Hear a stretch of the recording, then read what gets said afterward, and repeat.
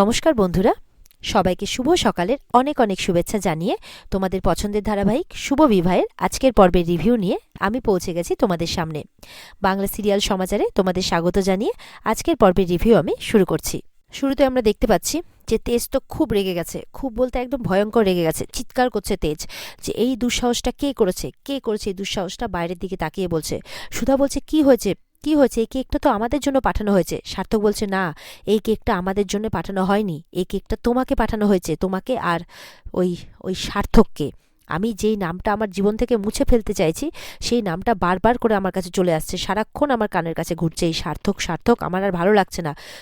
সুধা তখন বলছে, আপনি শান্ত হন, নিশ্চয়ই কেউ এটা ইচ্ছে করে করেছে আমাদের সুন্দর মুহূর্তটাকে নষ্ট করার জন্যে।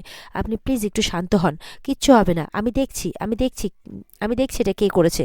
তখন মানে সুধার হাজবেন্ড তেজ বলছে আর কি, কি দেখবেন আপনি, আপনি কি দেখবেন? আমি পারি না, আমার ভালো লাগে না এসব। যে আমি যাকে মন থেকে ভালোবাসি, আমি যার সাথে সারা জীবন কাটাতে চাই, তার সাথে অন্য কারো নাম জুড়ছে, আমি এসব মেনে নিতে পারছি না, আমাকে ভালো লাগছে না। এই বলে সমানে চিৎকার করে যাচ্ছে তেজ। সুধা তো সামলানোর চেষ্টা করছে কিন্তু কিছুতেই পারছে না। শেষ পর্যন্ত তেজ রেগে মেগে বাইরে বেরিয়েও চলে যায়। আর এদিকে ঘরে বসে সুধা কাঁদতে থাকে যে আমি ডিভোর্সি বলে কি আমাকে সত্যি ভালোবাসা যায় না? আমার ছোঁয়া কি সত্যি ভালো নয়? তুমি আমার জীবনে তেজকে কেন পাঠালে? তুমি কি চাইছো ভগবান, কি চাইছো? কেন বারবার করে আমাকে কষ্ট পেতে হচ্ছে, কেন? এই বলে কাঁদছে সুধা। তখন হঠাৎ করে মন্দিরের ঘণ্টা বেজে ওঠে। সুধা অবাক হয়, এত রাত্রে মন্দিরের ঘণ্টা কে বাজাচ্ছে? এদিকে বাড়িতে তেজের মা খুব চিন্তা করছে। বলছে, ঠাকুরকে যে যবে থেকে ওই লক্ষ্মী প্রতিমা চুরি গেছে তবে থেকে বাড়িতে একটার পর একটা অঘটন নেমে আসছে, আর ভালো লাগছে না। তেজের বাবা আসে, বলে কি হয়েছে? বলে দেখো না, বাড়ির জামাইকে খুঁজে পাওয়া যাচ্ছে না। ওদিকে মেয়েটা তার শরীরের এই অবস্থায় বেরিয়ে গেল, কার ভালো লাগে বলো তো? তখন তেজের বাবা বলছেন যে এই জগৎ সংসারে একটা পাতাও কিন্তু তার ইচ্ছের বিরুদ্ধে নড়ে না। তো যেই ঘটনা ঘটছে নিশ্চয়ই তার পিছনে কোনো কারণ রয়েছে। সব কিছু উনি ঠিক করে রেখেছেন, চিন্তা করো না, সব ভালো হবে। তখন তেজের মা বলছে, এই ঘটনার মধ্যে তুমি কি ভালো দেখতে পাচ্ছ বলো তো? এই শরীরের অবস্থা নিয়ে মেয়েটা বেরিয়ে গেল। তখন বলছে যে তুমি চিন্তা করো না, এই যে দেখো সুধা তেজ যে ওই বাড়িতে যে গেছে, মা এতদিন পর দেশের বাড়ির চাবি সুধার হাতে তুলে দিল, সুধারা ওই বাড়িতে পৌঁছতেই সেই বাড়ির ত্রিশূল ফিরে এলো। তো এগুলো তো সবটাই তার ইচ্ছের জন্যই হচ্ছে। তার মানে তিনি বোঝাতে চাইছেন যে আমাদের বাড়ির রক্ষাকর্তা মানে রক্ষা কবচ হয়তো ফিরে এসেছে। এই যে যেমন দেখো, বিয়ের আগে আমরা কত বছর একসাথে প্রেম করেছি, আমার মা বাঘের মতো চোখ দিয়েও কিন্তু ধরতে পারেনি আমাদেরকে, তো সেটাও কম ভালো নাকি বলো? তখন তেজের মা বলছে, আপনিও যে কি বলেন না। তেজের বাবা বলছেন যে আমার মন বলছে সবকিছু ভালো হবে, দেখো তাছাড়া সুধাকে তো গজাননে এই বাড়িতে নিয়ে এসছেন, কোনো কিছু খারাপ উনি হতে দেবেন না, আর আমাদের সুধাও ঠিক সবকিছু ভালো করে দেবে, তুমি দেখো। এদিকে দেখা যাচ্ছে ছোট কাকিমা কিন্তু সেই লক্ষ্মী প্রতিমা নিয়ে পালাচ্ছে। আর ওদিকে মন্দিরে ঘন্টার আওয়াজ শুনে বলছে, এত রাত্রে কে ঘন্টা বাজাচ্ছে? না, আমাকে এখান থেকে তাড়াতাড়ি করে পালাতেই হবে। এদিকে সুধাও কিন্তু বেরিয়েছে, আর সুধাকে দেখে চমকে যায় ছোট কাকিমা যে এবার কি করবে। ছোট কাকিমা বলছে, কি করি, সুধা তো এখানেও চলে এসছে, আমাকে তো যে করে হোক এটা নিয়ে পালাতেই হবে, ধরা পড়ে গেলে তো মুশকিল হয়ে যাবে। যাই হোক, এখন উনি প্ল্যান করছেন যে মূর্তিটাকে কোথাও আপাতত লুকিয়ে রাখবেন যাতে ধরা না পড়েন। এরপরে মাটিতে গর্ত খুঁড়ে মূর্তিটাকে সেখানে পুঁতে দেয়। তখন পেছনে সুধা চলে আসে। সুধা তো দেখে অবাক হয়, বলে কে আপনি বলুন। তখন ছোট কাকিমা চাদর দিয়ে মুখটা ভালো করে ঢেকে নেয় আর পেছন ঘুরে তাকিয়ে থাকে, মানে পেছন ঘুরে দাঁড়িয়ে থাকে আর কি, যাতে সুধা দেখতে না পায়। আর সুধা তো কে বলেই যাচ্ছে। এবার সুধা হাত দিয়ে চাদরটা সরাতে যাবে কি, পেছন থেকে কাতলা এসে সুধার মাথায় একটা বাড়ি মারে রড দিয়ে, সুধা তো অজ্ঞান হয়ে পড়ে যায়। এদিকে কাতলা মনে মনে ভাবছে, সুধা তো এখানে, তাহলে আমি কাকে ভ্যাটের গাড়িতে তুললাম? এক্ষুনি আমাকে ইমন ম্যাডামকে জানাতে হবে, নাহলে তো সব কেলেঙ্কারি হয়ে যাবে। কিন্তু তার আগে আমাকে জানতে হবে যে ইনি কি চুরি করেছেন, মানে ছোট কাকিমার কথা বলছে। এদিকে তো কাতলাকে ছোট কাকিমা বলছে, কে আপনি, কে? বলে আমার নাম পরিচয় জেনে আপনার কি হবে, তার আগে আপনি বলুন যে আপনি কি চুরি করেছেন। বলে আমি আমি আবার কি চুরি করতে যাব? ছোট কাকিমা বলছে। বলে কেন, চুরি করেননি তো এখানে কি করছেন? আপনি তো ধরা পড়তে পড়তে বাঁচলেন, আমি তো আপনাকে বাঁচালাম। বলে ধরা ধরা আমি আবার কিসের জন্য পড়তে যাব? আমি কি করেছি যে আমি ধরা পড়ব? তখন কাতলা বলছে, এতদিন শুনেছিলাম চোরের মায়ের বড় গলা, এখন দেখছি চোরের বড় গলা। সত্যি সত্যি বলুন, আমি কিন্তু আপনাকে দেখেছি চুরি করতে, না বললে আমি কিন্তু এক্ষুনি লোক জড়ো করব। তখন ছোট কাকিমা বলে দেয় যে এখানে এই বাড়ির কুলদেবতার মানে কুলদেবী আছে, তার মূর্তিটা আমি নিয়েছি, তুমি কাউকে কিছু বলবে না, আমাকে সাহায্য করো, তাহলে আমি তোমাকে অনেক টাকা দেবো। এই শুনে তো কাতলা রাজি হয়ে যায়। এদিকে কাতলা আর ছোট কাকিমা পালাতে যাবে কি, তখন দেখা যাচ্ছে একজন সাধু বাবা ত্রিশূল নিয়ে চলে এসছে তাদের পথ আটকাতে। তারা তো ভয় পেয়ে যায়, কি করবে এবার, কি করে পালাবে। তখন ত্রিশূল দিয়ে তাদের দিকে নিশানা করছে। সেই সাধু বাবা, যাতে তারা পালাতে না পারে।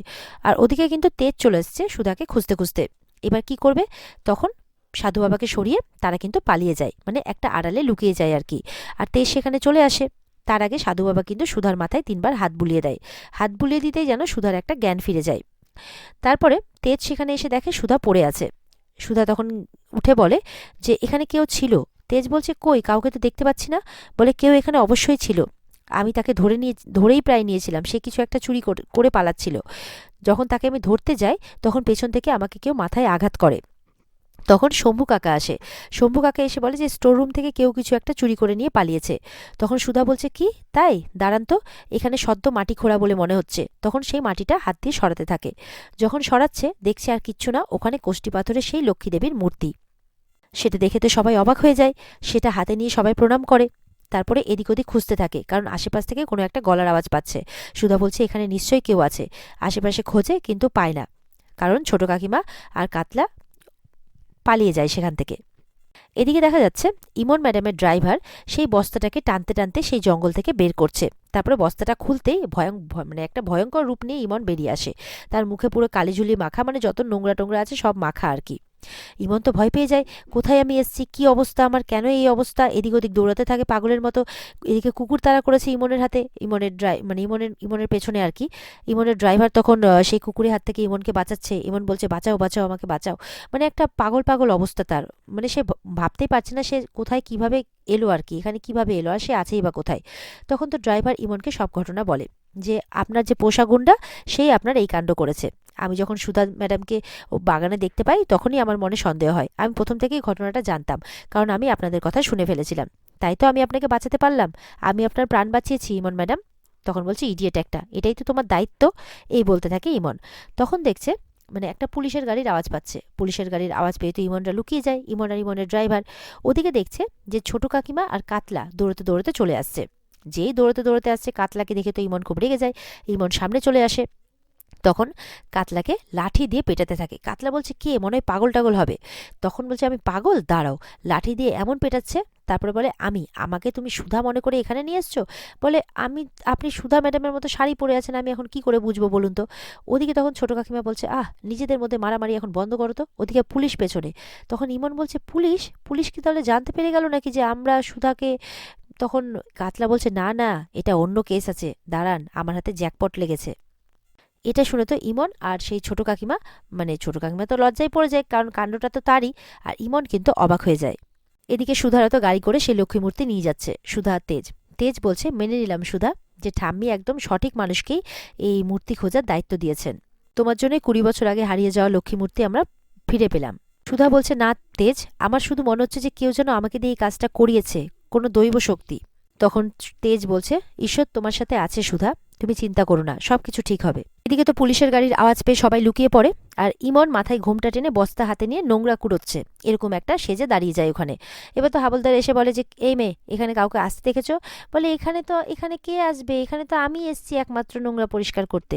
দিয়ে পুলিশ কিন্তু তার কথা শুনে চলে যায়। তারপর তো সবকটা বেরিয়ে আসে সামনে। এদিকে তো ইমন জিজ্ঞাসা করছে ছোট কাকিকে যে, কি ব্যাপার, কিসের জ্যাকপট বলুন। তখন তো সেই লক্ষ্মী প্রতিমার কথা বলে ছোট কাকিমা। এদিকে সুধা বলছে, আচ্ছা ছোট কাকি অনিমেষ এদের তো কাউকে দেখলাম না। তখন তেজ বলছে, ছোট কাকি নাকি ভোরবেলাতেই ফিরে গেছে, ফোন করেছিল, আর অনিমেষ আসছে। তখন সুধা অবাক হয়, ছোট কাকি কাউকে কিছু না বলে ভোরবেলাতেই ফিরে গেল। সুধা কিন্তু মনে মনে এবার সন্দেহ করে ফেলেছে যে মূর্তি চুরির সাথে ওনার কোনো যোগসূত্র নেই তো। এদিকে তো সমুদ্ররা গল্প করতে করতে আসছে আর কি। সমুদ্র এমন ব্যাডমিন্টন খেলেছে আর কি, সবাই সমুদ্রের হাত পুরো ব্যথা ধরে গেছে। এদিকে ঝিনুকের নেশা নিয়ে কথা হচ্ছে যে মানে রেশমি আর দোলন বলছে যে, মানে ডলি আর কি, বলছে যে এমন নেশা করেছিল ঝিনুক, তার জন্য আমাদের একটু ট্রিপে এন্টারটেনমেন্ট হয়ে গেল আর কি। ঝিনুক বলছে, হ্যাঁ, কিন্তু নেশাটা করালো কে আমাকে? তখন বলছে যে নিশ্চয়ই চুমকি হবে। তখন চিরকুট বলছে, আমি তো ওর হাতে লিটল বেবির ফোন দেখেছিলাম, আমি তো বললাম তোমাদেরকে। তখন ঝিনুক বলছে, তাহলে লিটল বেবি ছদ্মবেশে এসেছিল, আমি শিওর। কেউ লক্ষ্মী মূর্তি চুরি করতে আসছে, কেউ নেশা করাতে আসছে, নিশ্চয়ই এর পেছনে কোনো কারণ আছে। তারপরে বলছে, দিদিদের গাড়িটা কোথায়? তখন সমুদ্র বলছে, অনেক পেছনে, চিন্তা করো না, আমরা অনেক এগিয়ে আছি। বলে, তাহলে তো ওদের জন্য আমাদের অপেক্ষা করা উচিত। বলে, না না, দাদাভাই বলেছে আমাদের এগিয়ে যেতে, ওরা একটু পরে আসবে। আরে বুঝতে পারছো না, ওরা একটু সময় কাটাচ্ছে, প্রাইভেট। তখন ঝিনুক বলছে, ও আচ্ছা আচ্ছা, তাহলে ঠিক আছে। এদিকে এবার কিন্তু ঝিনুক বলছে আপনার মানে ইমনরা আর কি। ইমন, ছোট কাকিমা আর বাকিরা প্ল্যান করছে যে সুধাকে কিছুতেই সেই লক্ষ্মী প্রতিমা নিয়ে যেতে দেবে না, তারা রাস্তাতেই আটকাবে, বাধা দেবে। এদিকে তো প্ল্যানিংয়ের সাথে সাথে মূর্তির টাকা নিয়ে ভাগাভাগি শুরু হয়ে গেছে। এদিকে ছোট কাকি বলছে আমি 60% রাখবো আর তোমরা 20-20। বলে কেন 20-20 কেন?